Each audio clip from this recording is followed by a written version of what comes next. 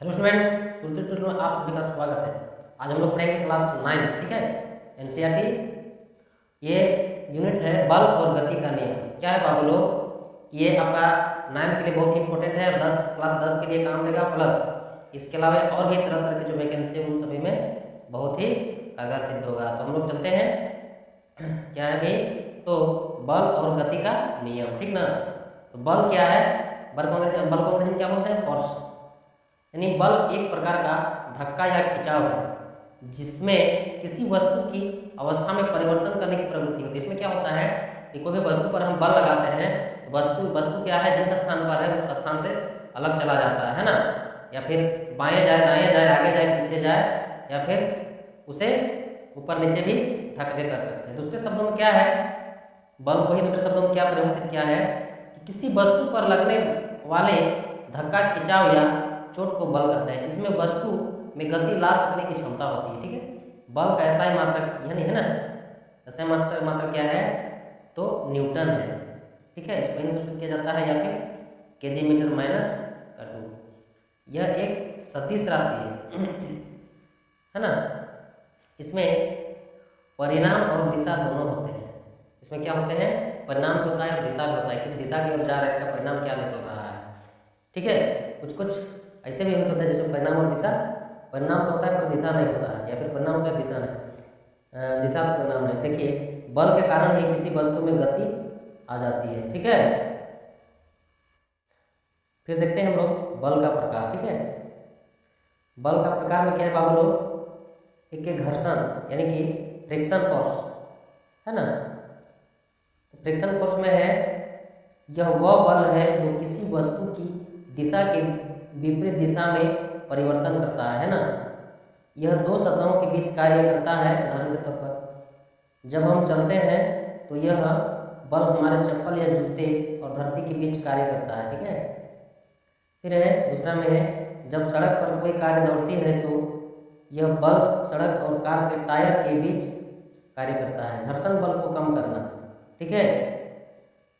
Reducing the friction force, घर्षण बल को कम करने के लिए हम निम्न चीज़ों का उपयोग करते हैं। क्या करते हैं, चिकनी गोली, ठीक है, स्मूथ मार्बल, जैसे चक्कों में बॉल बेयरिंग का उपयोग करते हैं, और चिकनी समतल स्मूथ प्लेन है ना।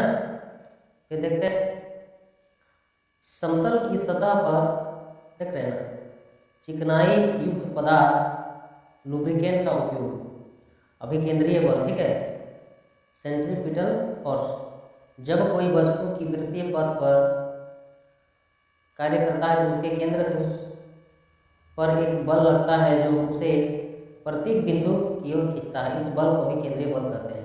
जैसे सूर्य के चारों ओर पृथ्वी की गति है ना। देखिए चुंबकीय बल क्या है, ठीक ना। चुंबकीय बल मैग्नेटिक फोर्स, चुंबक द्वारा किसी चुंबकीय धातु पर लगाया गया बल चुंबकीय बल कहलाता है। अथवा विद्युत चुंबक द्वारा अपने चारों ओर फैले चुंबकीय क्षेत्र में चुंबकीय धातु द्वारा बल का अनुभव करना। एक है गुरुत्वाकर्षण बल, बहुत इंपॉर्टेंट है। गुरुत्वाकर्षण जिसको बोलते हैं ग्रेविटेशनल फोर्स, दो पिंडों के बीच लगने वाला बल को, यानी लगने वाले बल को क्या बोलते हैं, गुरुत्वाकर्षण बल कहते हैं। जैसे पृथ्वी और सूर्य के बीच लगने वाला बल। बल की प्रबलता के आधार पर बल दो प्रकार के होते हैं, है ना। एक होता है संतुलित बल और एक असंतुलित बल।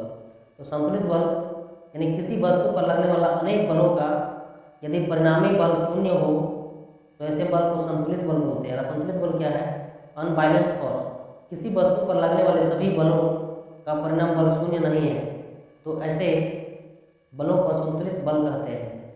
यदि किसी वस्तु पर असंतुलित बल लगाया जाता है तो उस वस्तु की चाल में या तो उसके गति की दिशा में परिवर्तन होता है ना। किसी वस्तु की गति में परिवर्तन त्वरण उत्पन्न करने के लिए संतुलित यानी असंतुलित बल की आवश्यकता होती है। वस्तु की चाल में परिवर्तन तथा बनी रहेगी जब तक वस्तु पर असंतुलित बल का प्रयोग लग रहा है। यानी गति के नियम को प्रस्तुत करने के श्रेय में महान वैज्ञानिक सर आइजैक न्यूटन को जाता है। यानी गति का जो नियम बनाया गया है, गति का जो नियम जो हम लोग पढ़ते हैं, वैज्ञानिक का क्या नाम है भाई, तो आइजैक न्यूटन है ना। इन्होंने गति के 3 नियम दिए जिसे न्यूटन की गति का नियम कहा जाता है। न्यूटन की गति का अगर नियम कहा जाए तो किसने दिया? न्यूटन बल्ब ने दिया है। गति का प्रथम नियम क्या है? यानी the first law of motion. गति का प्रथम नियम, गति का द्वितीय नियम और गति के तृतीय नियम। गति का कुल कितने नियम है भी? तो 3 नियम है ना। तो देखिए गति का 3 नियम में है, देखिए गति का प्रथम नियम के अनुसार क्या बताता है? प्रत्येक वस्तु अपनी स्थिर अवस्था या देख रहे हैं ना आप लोग, सरल रेखा में एक समान गति की अवस्था में बनी रहती है जब तक कि उस पर कोई बाहरी बल कार्यरत न हो। दूसरे शब्दों में सभी वस्तुएं अपनी अवस्था परिवर्तन का विरोध करती है। गति के प्रथम नियम से हमें पता चलता है कि किसी वस्तु पर असंतुलित बल लगाने से गति करता है, अर्थात किसी वस्तु पर असंतुलित बल लगाया जाए तो वह बल के कारण गति करता है। जैसे कि देखिए हम लोग मान लीजिए फुटबॉल खेल रहे हैं, ठीक, फुटबॉल को जमीन में गिरा के छोड़ दीजिए, जहाँ तक से उसका गति का जो बल लगाए हैं आप, यानी जो बल उस फुटबॉल पर लगा है वो बल जब से संतुलित में नहीं आएगा, शांत में नहीं आएगा, तब से वो बल रुकेगा ही नहीं, वो चलते रहेगा या डब डब होते रहेगा और वो रुक जाएगा। ठीक है, इस अवस्था को क्या बोलते हैं? या फिर कोई इस अवस्था को बोलेंगे गति का प्रथम नियम। ठीक है, फिर हम लोग नेक्स्ट चलते हैं गति का। देखिए गति का प्रथम नियम यह बताता है कि किसी वस्तु पर लगने वाला असंतुलित बाह्य बल उसके वेग में परिवर्तन करता है और वस्तु त्वरित हो जाती है। देखिए जड़त्व का नियम इसी को बोलते हैं, है ना। प्रथम नियम को नियम को बोलते हैं जड़त्व का परिभाषा निम्न।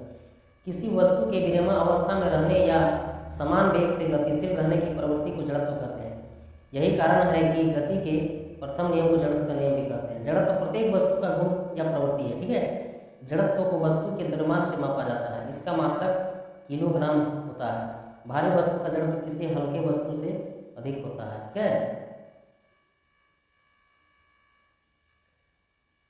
देखिए जड़त्व का नियम, विराम अवस्था की वस्तुएं विराम में ही बनी रहती है, गतिमान वस्तुएं गति की अवस्था में उसी वेग से बनी रहती है, उस पर बाहरी बल न लगाया जाए। इस नियम को जड़त्व का नियम कहते हैं। जैसे मान लीजिए आप पत्थर फेंके या फुटबॉल खेले हैं या और भी तरह तरह के कार्य करते हैं, फेंकने वाला या फिर धकेलने वाला, इस तरह से धकेल कर छोड़ दीजिएगा, वो जब से उसका जो बल लगा है वो बल की बोझ उस पर जब तक पड़ा रहेगा तब तक वो चलते रहेगा, नहीं तो फिर वो रुक जाता है। क्यों रुक जाता है भाई?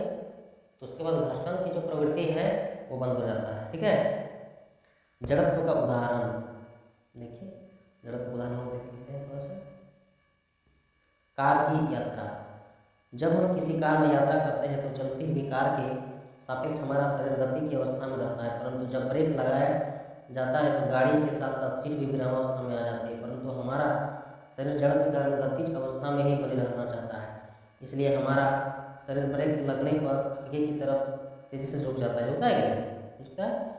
इससे हमें गहरी चोट भी लग सकती है, यहाँ तक कि मृत्यु भी हो सकती है। यही कारण है कि कार में यात्रा करते समय सुरक्षा बेल्ट का उपयोग करते हैं। ये सुरक्षा बेल्ट हमारे आगे बढ़ने की गति को धीमा करता है ना, इसीलिए सीट बेल्ट लगाया जाता है। बार बार पुलिस से भी बोला जाता है कि सीट बेल्ट लगाइए, लेकिन हम लोग क्या करते हैं, पुलिस को सामने से देख लिया तो चलो लगा लेते हैं, फिर बाद में जैसा करते हैं। ये पुलिस के लिए नहीं है, हम लोग के लिए बहुत इंपॉर्टेंट चीज़ है। ठीक है, बस में खड़ा होना, जब हम मोटर बस में खड़े होते हैं एवं मोटर बस अचानक चल पड़ती है, इस स्थिति में हम पीछे की ओर झुक जाते हैं। ऐसा इसलिए होता है क्योंकि मोटर बस की अचानक गति में आ जाने से हमारा पैर क्या होता है भाई?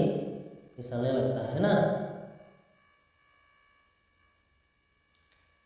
तो देखिए जो मोटर फर्श के संपर्क में रहता है गति में आ जाता है, परंतु गति का ऊपरी भाग जड़त्व के कारण इस गति का विरोध करता है। ठीक है, फिर है तीव्र मोड़ से गुजरने तेज गति की कार, जब कोई मोटर कार तीव्र गति के साथ किसी तीक्ष्ण मोड़ पर मुड़ती है तो हम एक ओर झुकने लगते हैं। इसे भी जड़त्व के नियम से ही समझा जा सकता है। हमारा शरीर अपने एक सरल रेखीय गति को बनाए रखना चाहता है। जब मोटर कार की दिशा को बदलने के लिए इंजन द्वारा अपने संतुलित बल लगाया जाता है तब हम अपने शरीर के जड़त्व के कारण सीट पर एक ओर झुक जाते हैं। कभी कभी साइकिल में देखते हैं, चलाते हैं, मान लीजिए मोड़ बायां ओर को मोड़ना है तो लोग क्या करते हैं, शरीर को दाएं ओर झुका देते हैं, जिससे हमारा साइकिल का बैलेंस बना रहे, या फिर साइकिल मोटरसाइकिल हो, है ना। कोई वस्तु तब तक विराम की अवस्था में ही रहेगी जब तक उस पर असंतुलित बल का कार्य ना करे, है ना। तो वही गति का प्रथम नियम, द्रव्यमान को देखते हैं, मास।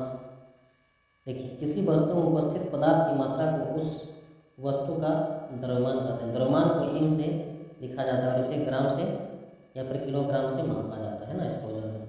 द्रव्यमान किसी वस्तु के जड़त्व का माप मेजर होता है। जड़त्व का द्रव्यमान, है ना। देखिए जड़त्व क्या है। जड़त्व किसी वस्तु का गुण या प्रवृत्ति है।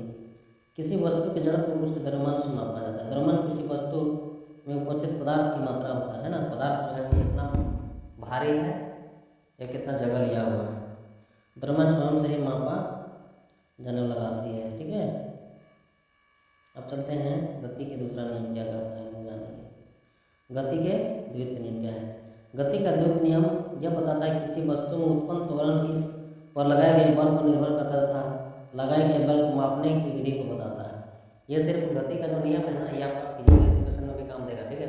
शारीरिक शिक्षा जो सब्जेक्ट है ये आपका केंद्रीय विद्यालय के बच्चे लोग पढ़ते हैं, नवोदय के बच्चे लोग पढ़ते हैं, आर्मी के बच्चे लोग पढ़ते हैं, आर्मी स्कूल का, और भी जैसे डीएवी में पढ़ाया जाता है। ये बहुत इंपॉर्टेंट चीज़ है, ठीक है।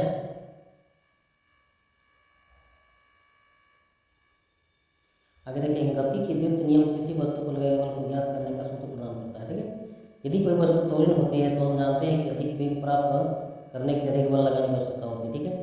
किसी वस्तु द्वारा उत्पन्न प्रभाव उसके द्रव्यमान और वेग पर निर्भर करता है। जैसे हम हथौड़ी से किसी कील पर चोट मारते हैं तो चोट का प्रभाव कितना प्रबल होगा, यह हथौड़ी के द्रव्यमान और उसके वेग पर निर्भर करता है। यानी कि देखिए, हथौड़ा मान जब किसी भी कांटी पर हम हथौड़ा लगा रहे हैं, मार रहे हैं, तो कांटी कितना भीतर जाएगा, इसका प्रभाव कब जाएगा, कितना देर में जाएगा, इसका प्रभाव कैसे होगा। हथौड़ी मेरा कितना भारी है, अगर अधिक वजनदार होगा तो मार अधिक करता है, और वो कम वजनदार होगा तो मार कम करता है। यानी कि धीरे धीरे जाएगा, आपको अधिक मारना पड़ेगा, ठीक है।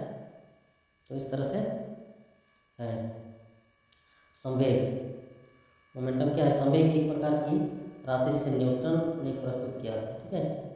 इसको भी देख लेते हैं। देखिए, किसी वस्तु के द्रव्यमान एवं वेग के गुणनफल को संवेग कहते हैं।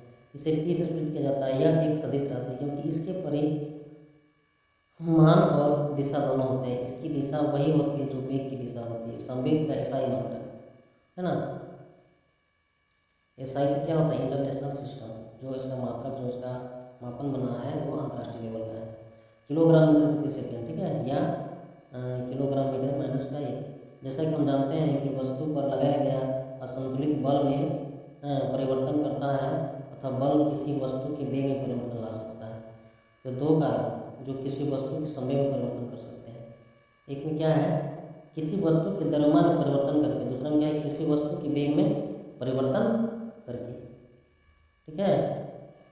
इस तरह से हम लोग बहुत बढ़िया ध्यान देंगे ताकि इस लेवल इस चैप्टर से कुछ भी ऐसा क्वेश्चन है तो हमें इसका उत्तर देने में हिचकिचाहट ना करना पड़े, ठीक है। फिर है, किसी वस्तु के वेग में परिवर्तन के लिए बल की आवश्यकता होती है जो उस समय दर पर निर्भर करता है जिस पर संवेग में परिवर्तन हुआ हो। गति का द्वितीय नियम यह बताता है कि किसी वस्तु के संवेग में परिवर्तन की दर उस पर लगने वाले असंतुलित बल की दिशा में बल के समानुपातिक होती है, ठीक है। गति का द्वितीय नियम किसी वस्तु पर लगने वाले बल को मापने का नियम विधि है। गणितीय रूप से गति के द्वितीय नियम से बल ज्ञात करना है। गणितीय रूप में हम थोड़ा सा ज्ञात करेंगे, ठीक है। देखिए, माना कि m द्रव्यमान की कोई वस्तु प्रारंभिक वेग कितना है, u है, और इसका अंतिम वेग v। तो लिया गया समय t हो गया टाइम, द्रव्यमान में m मास। गति के द्वितीय नियम के अनुसार होता है, ठीक ना। चलिए इसको तो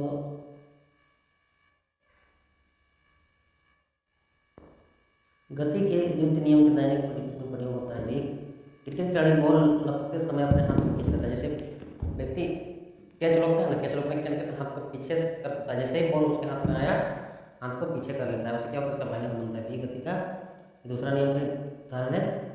क्रिकेट मैच के दौरान मैदान में क्षेत्र रक्षक को तेज गति से आ रही गेंद को लपकते समय हाथ को पीछे की ओर खींच लेता है। देखिएगा आप लोग मैच चल रहा है ना साउथ अफ्रीका और भारत का, उसमें जो देखने को मिलेगा, जो कैच लोग खिलाड़ी लोग कैच लेते हैं उसमें क्या होता है, हाथ को अपने पीछे कर लेते हैं। तेज घूमती बॉल में उसके वेग के कारण संवेग की मात्रा अधिक होती है, इसलिए बल में काफ़ी बल होता है। बल में काफ़ी बल।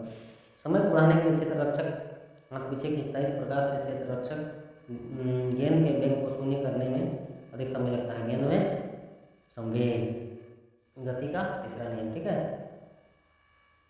देखिए गति के तीसरे नियम के अनुसार जब एक वस्तु दूसरी वस्तु पर बल लगाती है तब दूसरी वस्तु द्वारा भी पहली वस्तु पर तात्क्षणिक बल लगाया जाता है। ये दोनों बल परिणाम में सदैव समान लेकिन दिशा में विपरीत होती है। परिणाम उसका समान होता है लेकिन दिशा में बदलाव होता है। इसका तात्पर्य यह है कि बल सदैव युगल रूप में होते हैं, जोड़ी रूप में।